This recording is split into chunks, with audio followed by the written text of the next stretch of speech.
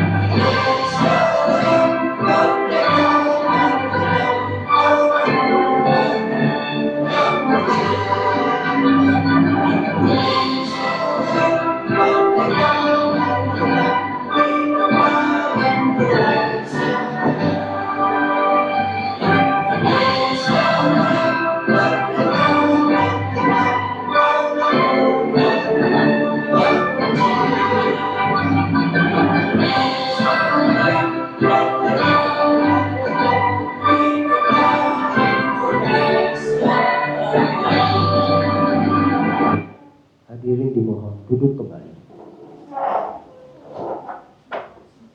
Kita lanjutkan acara yang ketiga, yaitu sambutan dan motivasi dari mentor dan sekaligus kepala sekolah kita, Ibu Marfauzi, Sarjana Pendidikan Magister Pendidikan. Kepada Ibu Marfauzi, kami persilakan. Semoga. Bismillahirrahmanirrahim. Assalamualaikum warahmatullahi wabarakatuh. Peserta seminar yang saya hormati dan saya banggakan, pertama-tama marilah kita memanjatkan puji syukur kehadirat Allah Subhanahu wa Ta'ala, karena pada siang hari ini kita masih diberi sehat, nikmat, bahagia yang tak terhingga. Terbukti kita bisa berkumpul di ruangan ini dalam acara seminar bagi P3KSD Dukuhan Kerten. Dan dalam acara ini nanti semoga berjalan lancar, aman, dan tertib. Tepuk tangan Bapak Ibu sebelum seminar dimulai. Saya kira sekian. Bila taufiq wal hidayah. Wassalamualaikum warahmatullahi wabarakatuh. Demikian sambutan dan motivasi dari Bunda kita tercinta Ibu Marfauzi, Sarjana Pendidikan Magister Pendidikan. Semoga menjadi motivasi buat Ibu Astar Indrawati untuk bisa menyampaikan seminar hasil laporannya. Kita lanjutkan acara yang keempat, yaitu acara inti. Sebelum acara inti, biar agak slow sambil mempersiapkan diri, kita boleh berpantun dulu Bapak Ibu? Boleh. Oke, nanti kalau ada pantun dijawab oke, gitu ya. Oke, siap? Oke. Burung kutilang hinggap di dahan. Oke. Berkicau merdu sepanjang hari. Oke. Kita lanjutkan acara pemaparan. Oke. Semoga membawa inspirasi. Kepada Ibu Astar Indrawati, Sarjana Hukum, Sarjana Pendidikan, kami persilakan sepenuhnya.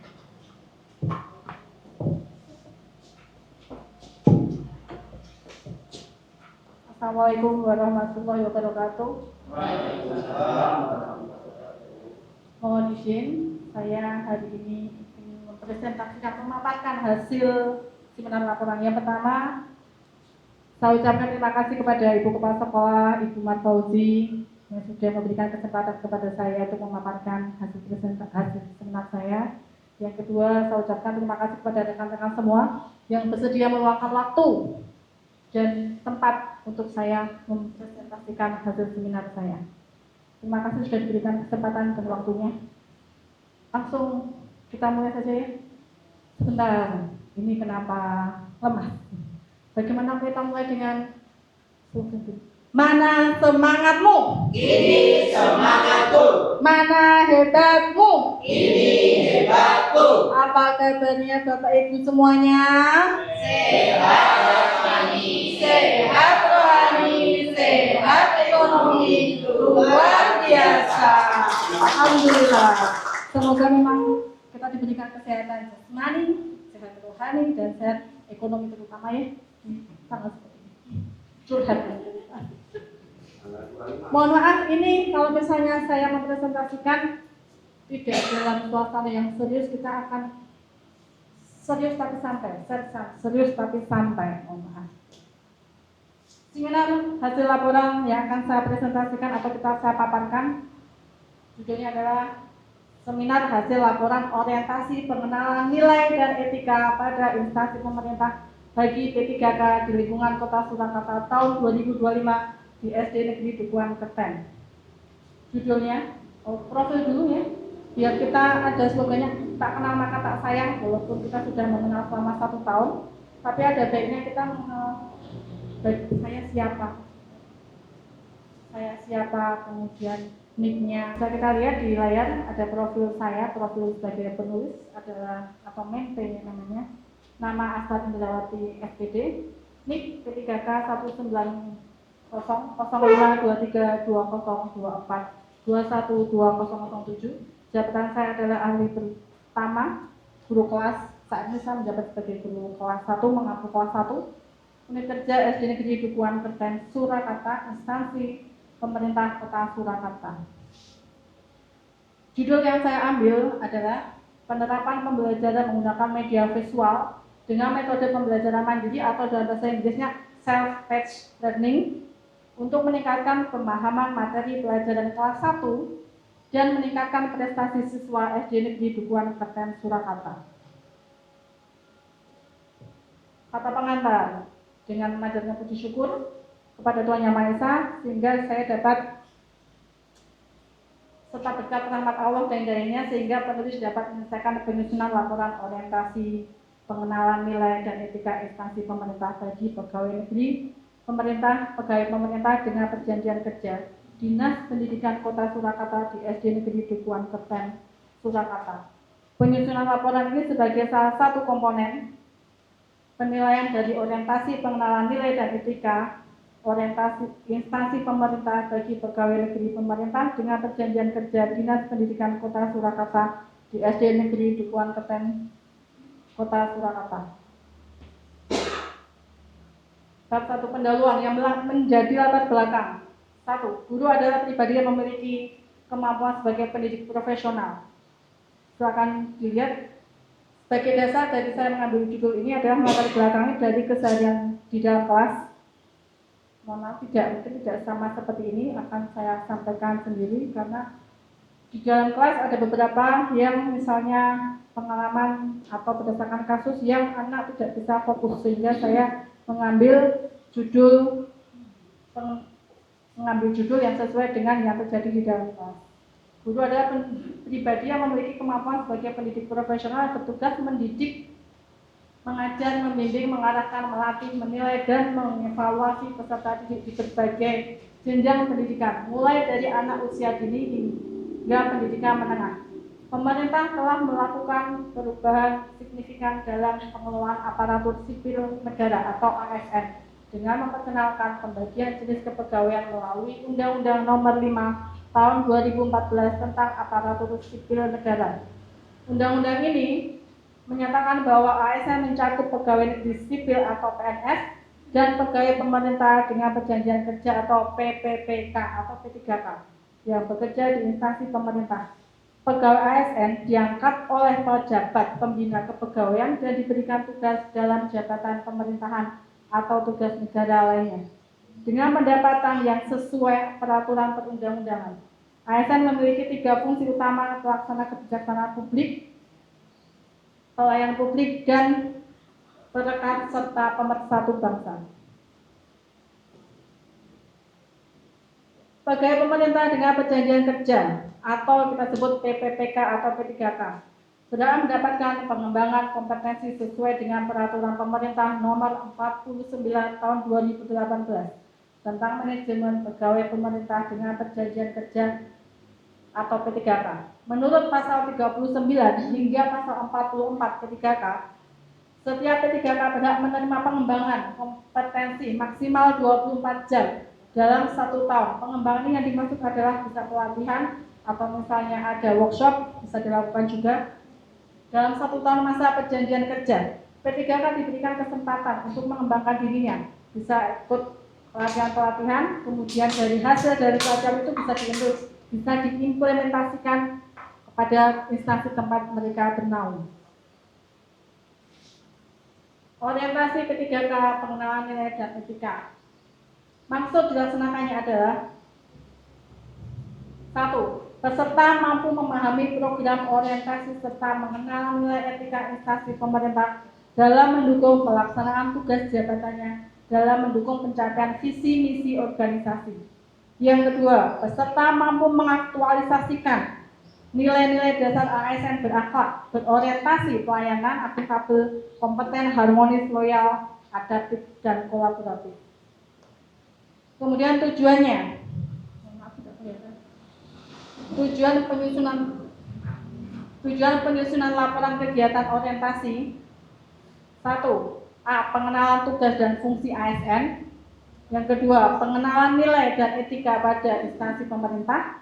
Yang C. Pemahaman dan penyediaan informasi kepada pegawai pemerintah dengan perjanjian kerja yang baru diangkat. Yang keempat, diharapkan mampu mengaktualisasikan nilai-nilai dasar ASN berakhlak serta dapat melaksanakan tugas yang menjadi kewajibannya dalam melaksanakan program pemerintah di unit kerja masing-masing.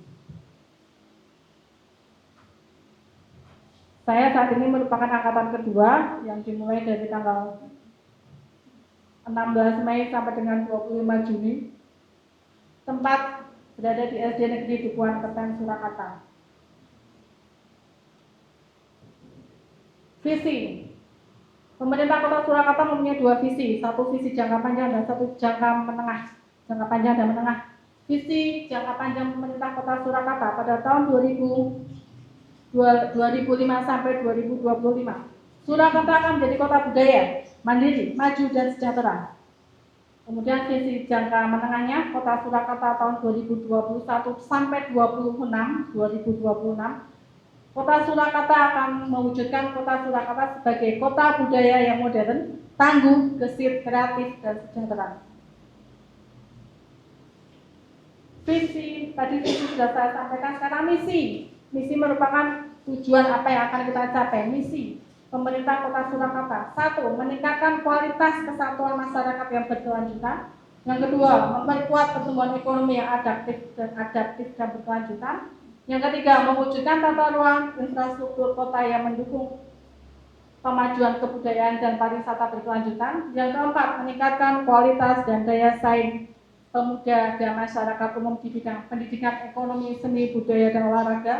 Yang kelima, mengembangkan tata kelola pemerintah dan pelayanan publik yang gesit dan kolaboratif, berlandaskan semangat gotong royong dan kebinekaan. Yang keenam, mewujudkan kemakmuran dan kesejahteraan bersama warga kota yang berkeadilan dan inklusif. Yang ketujuh, mewujudkan daerah yang kondusif dan kerukunan antar umat beragama dalam kehidupan bermasyarakat yang saling menghormati.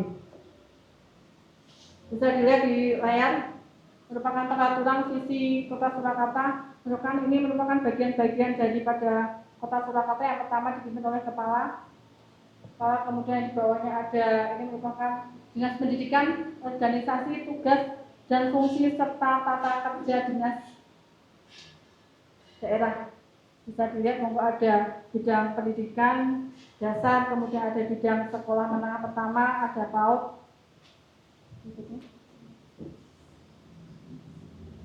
Visi SD Negeri Dukuhan Keten. Setiap instansi di mana tempat kita bernaung memiliki visi dan misi. Saat ini saya ada dan bernaung di bawah SD Negeri Dukuhan Keten. SD Dukuhan Keten memiliki visi. Yang pertama, terwujudnya peserta didik yang berakhlak mulia, kreatif, mandiri, berprestasi, serta berbudaya lingkungan. Berdasarkan visi ini, diharapkan anak yang kita hasilkan, anak yang berada di sini, cerdas, berkarakter, beriman, memiliki akhlakul karimah. Itu yang kita harapkan sebagai guru SD Dukuhan Keten. Bisa mencetak generasi siswa-siswi yang memiliki generasi unggul, tidak hanya dalam bidang pendidikan, tapi tidak hanya dalam bidang dalam bidang hanya bidang keagamaan, akademik. Terima kasih untuk koreksinya. Tidak hanya bidang akademik, tapi juga bidang keimanan, keagamaan. Misi SD Dukuhan Keten. 1. Meningkatkan pendidikan karakter yang mengutamakan nilai-nilai kejujuran. Yang kedua, mengembangkan rasa kepedulian, empati. Yang ketiga, mengembangkan program kreativitas dan inovasi dalam pembelajaran. Yang keempat, mendorong kemandirian peserta didik melalui pembelajaran mandiri. Yang kelima, menyediakan lingkungan belajar yang mendukung prestasi akademik maupun non-akademik. Yang keenam, menyelenggarakan pembelajaran berbasis High Order Thinking Skill atau HOTS, Critical Thinking, Collaboration, Creativity, Communication, 4GN, membangun 6 kemampuan literasi. 7. Memperkuat kesadaran lingkungan dan budaya melalui program-program edukasi lingkungan. Pengelolaan sampah. SOTK, SD Negeri Dukuhan Keten. Di sini bisa dilihat hubungan dari yang pertama merupakan kepala sekolah, kemudian di bawahnya ada guru kelas masing-masing dari kelas 1 sampai kelas 6, kemudian ada bagian pustakawannya, kemudian ada guru mata pelajaran, guru mapel, ada bendahara juga, kemudian ada bidang untuk seperti bos, itu namanya apa? Tata usaha ya namanya, tata usaha. Next, berikutnya.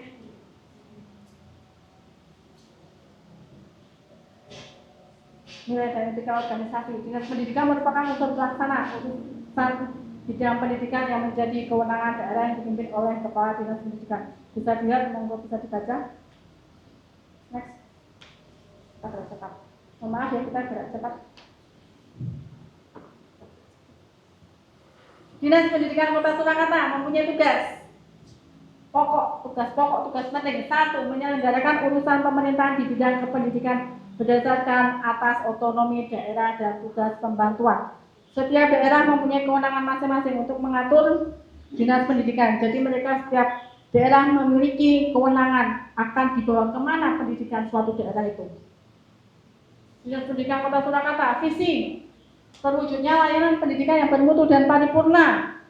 Misinya meningkatkan keterjangkauan dan perluasan layanan pendidikan yang bermutu dan paripurna. Yang kedua, meningkatkan keterjangkauan dan perluasan layanan pendidikan yang paripurna. Yang ketiga, meningkatkan sumber daya aparatur yang membidangi pelayanan. Tujuan dinas pendidikan ada 2. 1 tujuan umum dan tujuan khusus. Tujuan umumnya adalah terwujudnya masyarakat cerdas dan berkarakter unggul. Di situ bisa diwujudkan dengan adanya pendidikan dalam segala hal. Misalnya dalam PAUD, kemudian sekolah dasar, SMP, SMA sampai kuliah sampai universitas.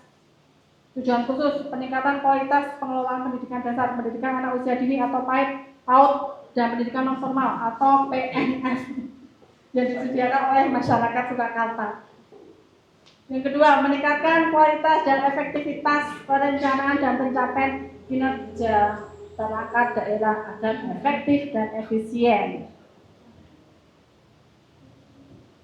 Tugas pokok dan fungsi P3K di Dinas Pendidikan Kota Surakarta. Bisa dilihat ada 5.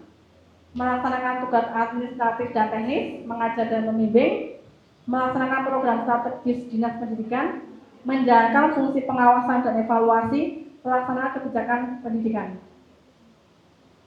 Rencana dan hasil kerja P3K. Unit kerja SD Negeri Dukuhan Keteng Surakarta, Jabatan Guru Kelas, indikasi isu kurang fokusnya penerimaan materi oleh siswa kelas 1 dikarenakan tidak fokus saat di dalam kelas. Mohon maaf, ini saya langsung mengambil ke kelas 1 karena saat ini saya mengambil kelas 1, jadi saya lebih fokus ke kelas 1. Sebenarnya bisa dipakai untuk kelas 1 sampai kelas 6. Yang kedua, isu yang diangkat penerapan pembelajaran menggunakan metode media visual dengan menggunakan metode pembelajaran mandiri atau self-paced learning untuk meningkatkan pemahaman materi pelajaran kelas 1 dan meningkatkan prestasi siswa SD Dukuhan Keteng Surakarta.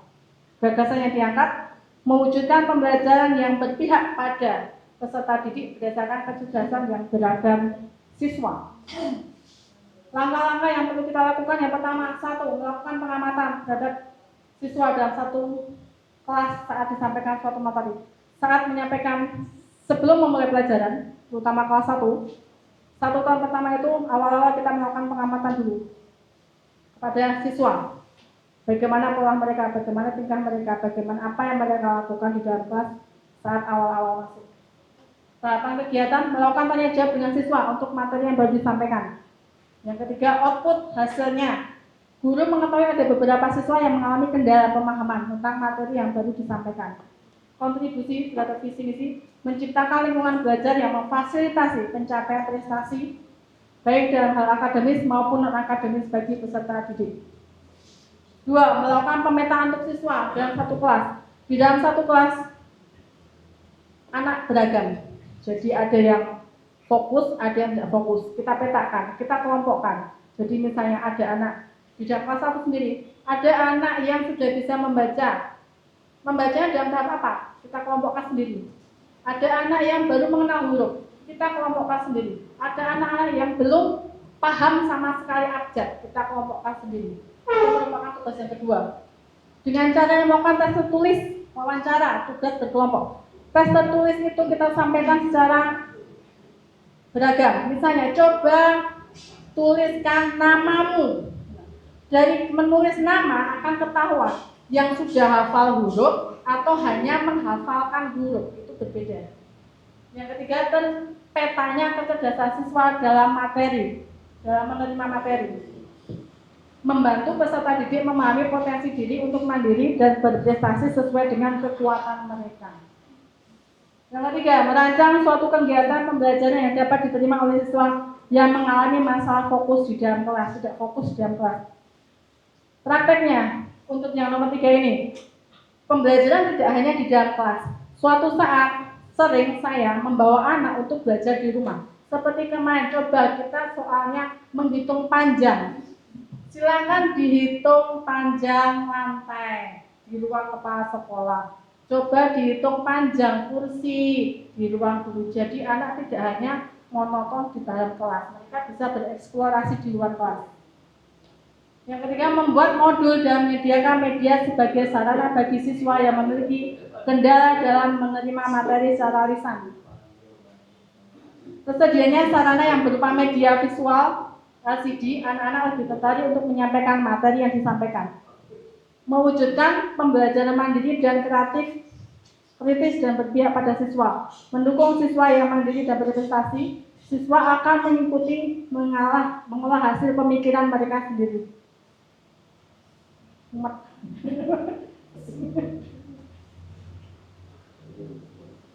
Ini sudah, yang keempat. Yang keempat, menerapkan pembelajaran dengan metode pembelajaran mandiri. Memberikan contoh soal dalam bentuk video. Dalam bentuk video ini misalnya ada video ibu pergi ke pasar membeli buah 5 mangga. Kemudian tiba-tiba bapak datang memberikan buah mangga lagi 5. Berapakah jumlah mangga yang dibeli oleh ibu? Seperti itu contohnya. Memberikan contoh. Yang ketiga, siswa lebih tertarik akan memiliki minat dalam akan suatu materi dengan melihat tayangan melalui media visual berupa gambar maupun suara. Mendorong kemandirian, kreativitas, dan prestasi siswa melalui pembelajaran yang sesuai dengan kebutuhan individu. Next. Yang kelima, evaluasi dan monitoring hasil pembelajaran. Menganalisis hasil belajar, umpan balik dari guru dan siswa yang mana bisa berupa tanya jawab yang seimbang antara guru dan siswa. Laporan peningkatan hasil belajar dan perkembangan potensi kecerdasan siswa. Mewujudkan peserta didik yang kreatif, mandiri, berprestasi dan memiliki karakter yang baik. Pendampingan dan bimbingan. Di sini yang dimaksud dengan pendampingan dan bimbingan adalah dari pemetaan siswa yang kita bagi di dalam kelas untuk anak-anak yang masih dirasa kurang dalam menerima materi, belum paham, akan kita kelompokkan sendiri dan akan kita berikan bimbingan atau misalnya penambahan jam belajar mereka. Memberikan bimbingan dan dukungan berkelanjutan kepada guru dan siswa. Peningkatan kemampuan guru dan kemampuan belajar siswa. Meningkatkan hasil belajar siswa dan kepuasan guru. Mendukung perkembangan siswa yang mandiri dan berprestasi. Yang terakhir merupakan penyusunan laporan akhir. Memadukan hasil dan dampak program ke dalam laporan akhir. Laporan lengkap mengenai pelaksanaan hasil program. Memberikan bukti keberhasilan dan rekomendasi untuk pengembangan lebih lanjut, mendukung visi berakhlak mulia. Rencana kerja menengah tahun pertama, pengenalan dan pelatihan media visual kepada guru. Di tahun pertama, apabila sekolah memiliki fasilitas berupa LCD, kemudian memiliki tablet, memiliki iPad, monggo bisa kita lakukan pelatihan-pelatihan kepada guru yang bisa digunakan saat memberikan materi kepada siswa. Guru memahami dan dapat menggunakan media visual dengan benar dan tepat. Yang kedua, di tahun pertama, yang dilakukan guru adalah mempelajari cara penggunaan dari alat elektronik atau media visual. Yang dilakukan kepada siswa di tahun pertama adalah pemetaan kecerdasan siswa yang dibagi menjadi beberapa kelompok. Untuk kelas 1 dibagi menjadi beberapa kelompok. Untuk anak yang sudah bisa membaca, untuk anak yang masih mengenal huruf, untuk anak yang belum sama sekali mengenal huruf. Next, tahun kedua, penyusunan rencana pembelajaran berbasis pada metode pembelajaran mandiri atau self-paced learning yang berdasarkan gaya belajar siswa akan mempengaruhi kemampuan siswa dalam menerima materi. Self-paced learning atau pembelajaran mandiri adalah pembelajaran yang didasarkan pada gaya belajar siswa yang akan mempengaruhi kecepatan mereka dalam menerima suatu materi. Dalam suatu kelas, setiap anak, berdasarkan wawancara yang sudah saya lakukan kepada beberapa siswa, anak memiliki gaya belajar yang masing-masing, berbeda-beda. Ada anak yang memiliki gaya belajar pulang sekolah langsung belajar, mengerjakan PR. Ada anak yang pulang sekolah, tidur, kemudian mandi, belajarnya sesudah maghrib. Ada anak yang belajarnya disuruh mamanya belajar membaca. Padahal mohon maaf, anaknya belum bisa membaca, belum hafal huruf. Saya sempat bertanya, kamu di rumah disuruh membaca mama, padahal kamu belum bisa membaca. Apa yang kamu baca? Jadi orang tuanya melihat gambar dulu, kemudian sampaikan apa yang gambar yang kamu lihat ini kepada saya, kepada orang tuanya. Itu ada beberapa cara belajar anak yang ternyata mereka lakukan di rumah. Jadi setiap anak, cara belajar anak akan mencapai hasil yang berbeda-beda. Nomor 3, tahun ketiga, evaluasi dan refleksi. Laporan evaluasi dan rekomendasi perbaikan. Tugas mandiri. Tugas mandiri itu bisa berupa PR, bisa, kemudian ada tugas yang di dalam kelas juga bisa. Di dalam kelas misalnya seperti ini. Di kelas 1, sering saya melakukan seperti ada tes menulis, bukan tes menulis. Seperti ini, kalau bahasa Indonesia itu silakan tulis, tapi tulis judul dulu. Misalnya membaca. Membaca itu M-nya berapa kotak, B-nya berapa kotak ke atas. Jadi seperti itu. Memang harus kita terapkan berdasar, terapkan perlahan-lahan. Jadi harus dasarnya dulu untuk kelas 1. Berikutnya, tahun keempat, pendampingan dan bimbingan dengan melakukan wawancara terhadap siswa mengenai cara siswa belajar. Di saat di tahun keempat, di saat kita ternyata ada beberapa anak yang belum mengalami peningkatan dalam belajar, terutama dalam menerima materi, kita akan melakukan wawancara. Kita ajak anak berbicara dari ke hati. Kamu pulang sekolah biasanya ngapain, Mas? Biasanya ngapain, Mbak? Pulang sekolah biasanya main. Setelah main, habis itu makan terus tidur. Belajarmu jam berapa? Jadi memang sering kita tanya, belajarmu jam berapa? Malam setelah maghrib, dari jam berapa sampai jam berapa? Kita akan tahu, kalau misalnya jam 6 sampai jam 9, itu bukannya tidak terlalu malam, kamu tidurnya jam berapa? Jadi saya sering melakukan tanya jawab kepada anak yang memang sudah saya petakan, yang anak saya rasa memang kurang dalam menerima materi. Di dalam kelas mereka terlihat diam, tapi ternyata ada beberapa anak yang memang tidak fokus, hanya diam tapi tidak masuk. Kemudian saya tanya secara pribadi, kenapa ini kok tidak masuk, kamu paham nggak apa yang saya sampaikan? Mereka ternyata, kemarin aku main HP. Nah, ternyata memang mereka tidak belajar. Sering saya tanyakan seperti itu. Tahun ke-5, penyusunan laporan akhir. Laporan lengkap mengenai pelaksanaan dan hasil program.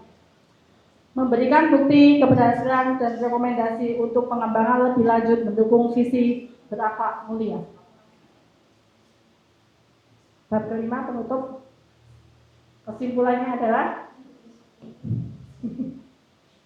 berdasarkan materi yang sudah saya sampaikan dan paparkan secara terperinci, secara bertahap, maka dapat disimpulkan bahwa siswa, terutama siswa kelas 1 yang masih mengalami masa perubahan dari siswa TK memasuki dunia sekolah dasar yang lebih mandiri akan mengalami rasa tidak percaya diri. Mereka akan merasa aku lebih nyaman dengan teman yang satu TK. Mereka akan lebih merasa saat mengerjakan tugas, jawabanmu piye? Mbok aku nirun. Seperti podo rak karo aku. Biasanya seperti itu. Rasa percaya diri mereka belum tumbuh. Mereka belum memiliki rasa percaya diri. Merasa ragu dengan apa yang sudah mereka capai. Bijiku mau 80, lah bijimu piro. Biasanya seperti itu. Saat mendapatkan nilai, mereka akan bertanya dengan temannya, nilaimu berapa? Lah kok aku mau 80. Mereka kemudian tanya kepada saya, pulsa kok ini dapat nih? Saya sampaikan kesalahanmu di sini. Kemudian kendala yang paling tampak adalah keadaan mereka saat di dalam kelas yang memiliki suasana yang baru, tempat duduk baru, dan cara belajar yang baru. Saat mereka sudah di sekolah dasar, mereka siswa dituntut dan diharapkan sudah mandiri, dapat mengikuti ritme belajar yang lebih teratur. Selama dalam masa penyesuaian siswa dari TK menjadi sekolah dasar, guru mengamati siswa dari awal, masa pertengahan, dan masa akhir. Membangun suasana yang menyenangkan di dalam kelas diperlukan media yang menarik minat siswa, dan siswa akan terfokus ke depan. Selain dari media yang diperlukan, guru juga mengamati secara belajar siswa di rumah, kecepatan siswa dalam menerima materi. Setiap siswa memiliki daya tangkap dan serap juga kemampuan yang berbeda-beda. Ada yang dapat menguasai materi, ada yang sedang, ada yang lambat dalam menerima materi. Berdasarkan hal ini, diharapkan seorang guru dapat menggunakan metode yang tepat dalam penyampaian materi di kelas. Saran, mohon masukan dan saran dari teman-teman sesama pendidik. Mungkin ada saran-saran dari Ibu Kepala Sekolah, mungkin dalam penyampaian penerapan metode saya di dalam kelas masih ada yang kurang. Langkah pemetaan potensi siswa, menyusun program stimulasi, membuat daftar minat dan bakat. Sudah, next 5, terakhir. Sudah ya? Sudah. Terima kasih untuk perhatiannya.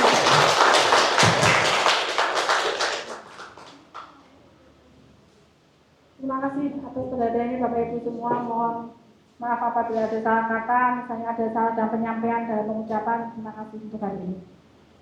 Salam.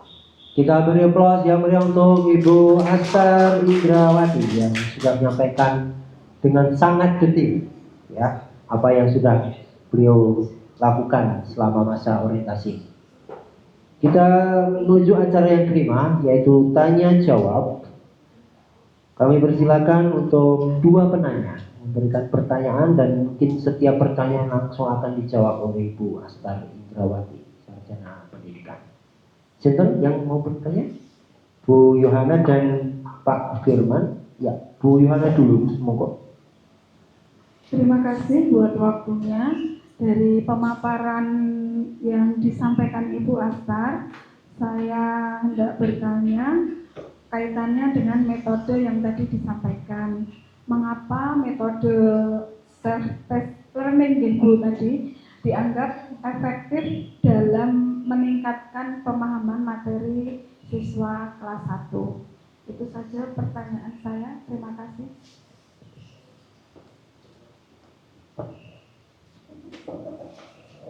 Terima kasih untuk Bu Yona atas Ya, pertanyaannya. luar biasa pertanyaan dari Bu Yohana. Kita beri aplaus. Monggo Bu Astar untuk langsung menjawab. Terima kasih. Kenapa saya anggap efektif? Karena metode self-paced learning atau metode pembelajaran mandiri merupakan di sini pembelajaran metode yang digunakan secara bertahap, di mana kita akan mengetahui anak menyerap materi, menerima materi itu berdasarkan cara belajar mereka, gaya mereka belajar. Dari gaya mereka belajar maksudnya seperti ini. Ada yang belajar waktunya pulang sekolah. Belajarnya bagaimana? Oh, sambil tiduran, sambil rebahan. Ada juga yang belajarnya itu kemudian nanti Bu habis TPA, pulang maghrib, habis maghrib, setelah sholat, makan, mereka benar-benar tertata, orang tuanya benar-benar mengatur, menata. Cara belajar bagaimana? Biasanya ibu saya itu memberikan latihan-latihan soal, seperti itu. Jadi orang tua melihat materi yang sudah saya sampaikan tadi pagi di kelas, kemudian mereka memberikan soal, karena setiap hari di kelas saya selalu pasti ada tugas. Kenapa saya berikan tugas? Karena orang tua memang tugas Bu, kalau enggak mereka enggak mau belajar. Nah seperti itu. Jadi memang ada tugas, tapi kita tugas itu untuk kelas 1 tidak banyak-banyak, misalnya hanya poin 1 sampai 5, 1 sampai 10 seperti itu. Jadi memang efektif karena dari mereka menerima materi kemudian menerapkan cara belajarnya akan ketahuan mereka menerima materi itu cepat apa tidak. Jadi memang kemudian dibantu dengan media visual. Anak kelas 1 pemikirannya masih mudah terpecah. Mereka akan lebih fokus saat mereka melihat ke depan. Melihat ke depan kalau hanya melihat guru menulis akan bagi mereka itu membosankan.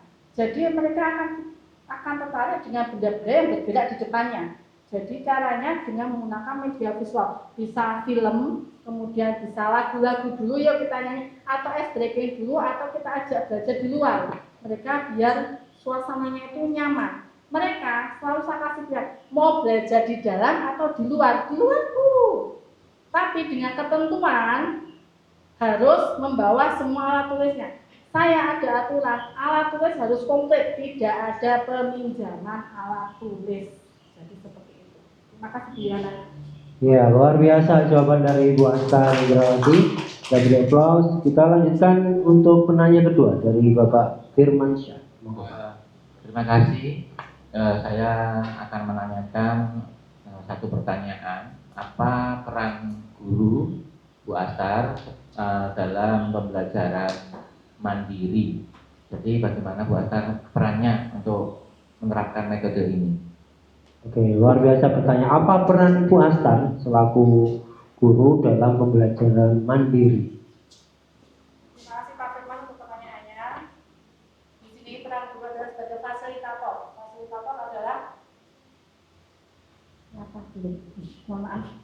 Terima kasih Pak Firman, saya ulang. Terima kasih Pak Firman untuk pertanyaannya. Ternyata di sini guru di dalam metode pembelajaran self-paced learning ini adalah sebagai fasilitator. Maksudnya fasilitator adalah guru pertama yang dilakukan adalah memantau dulu, mengamati, memantau bagaimana mereka di awal. Kemudian yang kedua, memberikan fasilitas. Oh, mereka butuhnya ini agar mereka bisa menerima materi dengan menyediakan peralatannya. Misalnya, ternyata mereka itu suka berhitung. Bagaimana berhitung? Misalnya kita menyediakan dari biji-bijian, kemudian dari video-video, kemudian coba kita ajak di luar, seperti tema yang kemarin berhitung, mengukur panjang benda, kita ajak keluar. Coba sekarang saya minta hitungkan daun, panjang daunnya berapa sentimeter.